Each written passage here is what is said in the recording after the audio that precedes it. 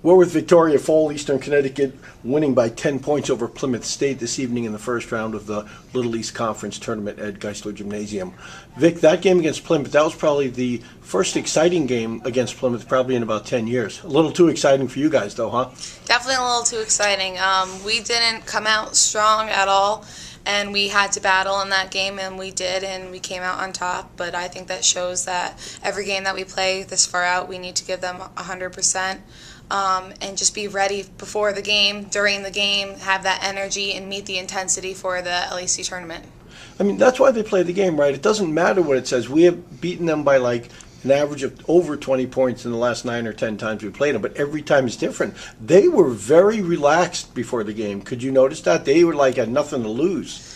Yeah, absolutely. I mean, LEC time, tournament time, you're going to get the team's best shot, especially when there's seniors on that roster. I mean, all of us, we lose, our career's done, and no one wants that to happen. So they came out with a lot of energy, and they definitely showed us up in the beginning, and we had to adjust, and we slowly and surely got there. But it shows that we need to come out with energy every single time we play and meet that intensity for the tournament. Why can't you know it's a tournament, you know it could be your last game, why doesn't the team come out with intensity?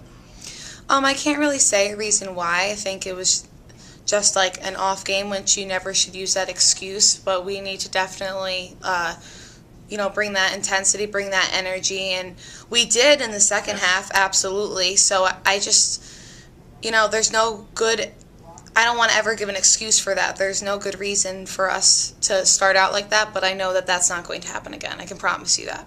Well, it was a unique game for them because their one girl had only scored one three-pointer. Girl 32 had one three-pointer against us this year, and she ended up with 4 or 5. She only had 9 on the season.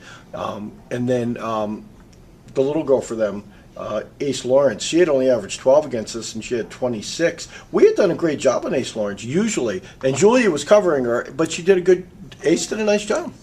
Yep, she's definitely a talented player, 32 as well. She's tall, she can play inside or outside, so they're definitely both players that can drive and that can shoot, that you have to play both ways straight up, and they both had good games. But I think when we needed to, we locked down, and as a team, that's why it's team defense with our help and recovery and adjusting like that, and that's how we eventually got our way on top. But we definitely, like in the future, for each matchup, we have a game plan, and we just need to execute that, and we will be fine.